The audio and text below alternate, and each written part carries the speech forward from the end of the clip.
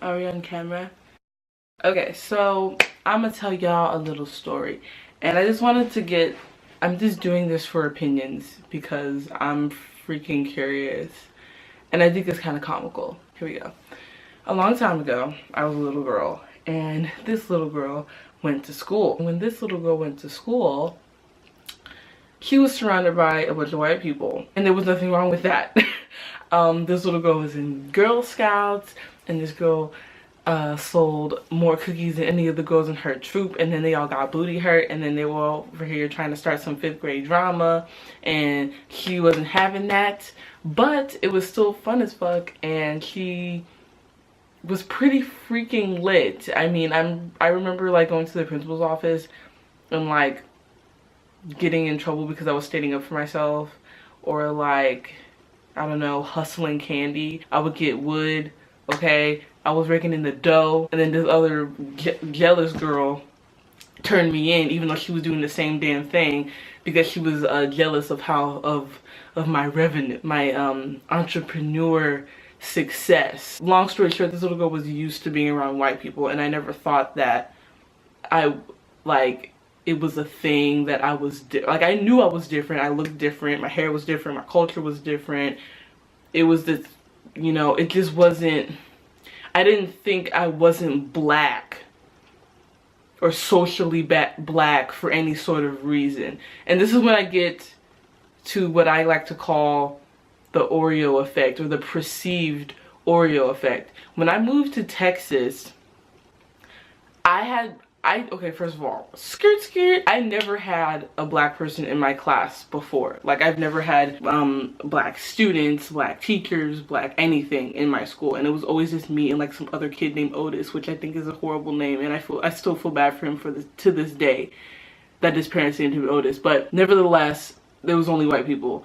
I moved down here, there were black people and Hispanic people. And I was like, whoa, this is cool.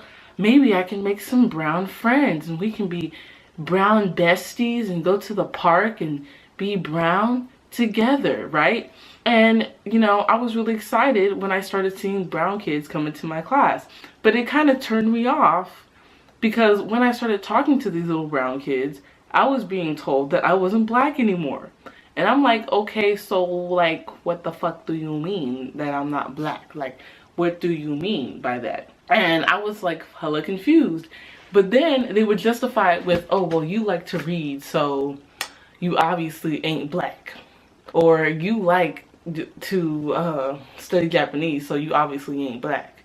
Or you like cosplay and anime or whatever, and so you obviously ain't black. I don't like cosplay or anime, but just how they would talk to the kids who were into those sorts of things and those types of interests was very like condescending and negative, and they would say that if you liked those things, you were no longer black, insinuating that being black means to have a certain vernacular or dialect or whatever, and you have to like certain things and be able to do certain things and have like special abilities such as like intense twerking and rap skills. And I don't have neither of those.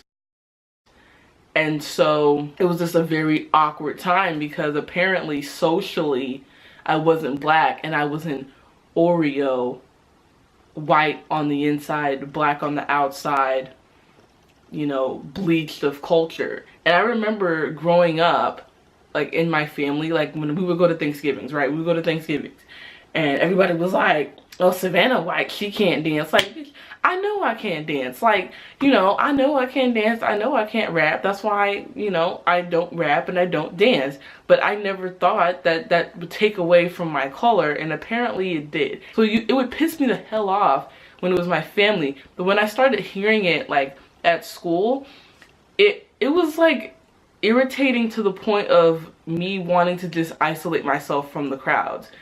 And by isolate, I mean, it's kind of like I felt like the other kids expected me to be a certain way, so they weren't going to be my friend because they expected me to be loud and like this negative depiction of what a black girl's supposed to be, right? So they weren't going to talk to me. And then when my people, quote unquote, met me, they weren't going to talk to me either because lo and behold, I'm not freaking black and what they thought that I was supposed to be either. So it was like a catch-22, damned if I do, damned if I don't. And I ended up just not having any freaking friends. Oh, I had friends, but it was like, I was kind of like, I felt awkward in predominantly black circles because I felt like we just weren't getting along.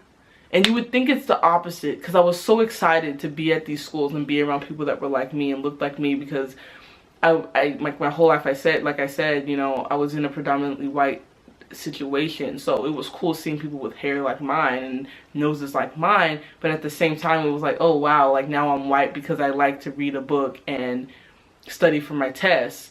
And it was just so sad at the same time, in that like people had those expectations in the first place and they were so young. And so then on top of that, it was interesting because black guys at the school would always talk about how ugly I was because I was dark skinned. Like it was like almost set in stone that it's like, I must tell this girl that she's ugly because she's dark.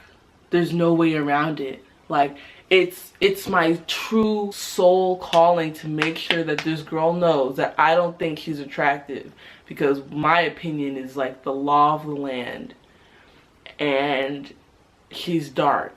So I have to make sure she knows that I don't think she's cute. And it was like, why are you telling me this? Why do you feel the need to tell me to make sure I know that you don't think I'm cute? Like, and I see it even now, like on social media, they're always talking about how black women are cockroaches and black women are this and black guys are that. Like, okay, there's plenty of people who don't feel that way. Like, why do you feel like your opinion is so freaking important to where it either changes my race or I'm just automatically ugly, you know? Because you might think reading is stupid, but I'm not white because you think reading is stupid. And I'm certainly not an ugly person because you have self-hatred for your own dark skin. And so therefore you feel like it's some sort of social step up or upgrade to date a girl that's lighter skinned than you. And then you go on top of that to disrespect me because you feel like I inherently deserve disrespect. Like, that's not what your opinion is. Your opinion is an opinion and it has absolutely nothing to do with me or my worth. So it's like,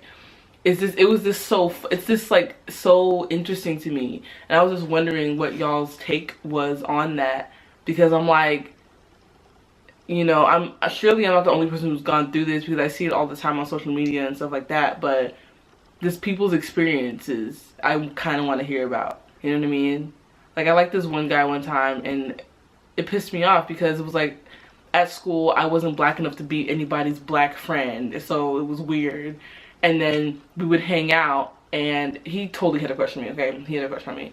And whenever his friends were around, he would be mean to me. Like, he was seriously mean to me because he was embarrassed of liking me. Then as soon as his friends left, it was like, my love, let me be your man forever. Like, it was like some romantic thing, like what's the word? Switch? That's not even the word I wanted to use. I don't want to use the word switch, but it was like some romantic switch, and like his whole demeanor changed and I freaking hated it. And so, I don't know. You're still black, even though you speak proper English. Like, if you're watching this video and you were slightly confused on whether or not you were still black, I'm here to tell you that you're still black. Okay? Don't worry. Be happy. 最後まで見てくれて本当にありがとうございます。この話がちょっと自分の人種となんか文化について話ですから、簡単に長くなってちょっとベラベラ喋ってしまうっていう傾向があるんだけど、なんか全部を楽しんだらぜひありがたくて本当に嬉しいです。でも、よかったらぜひ押して登録もお願いいたします。それでした。Bye bye. I will see you later. My nigga. Toodaloo.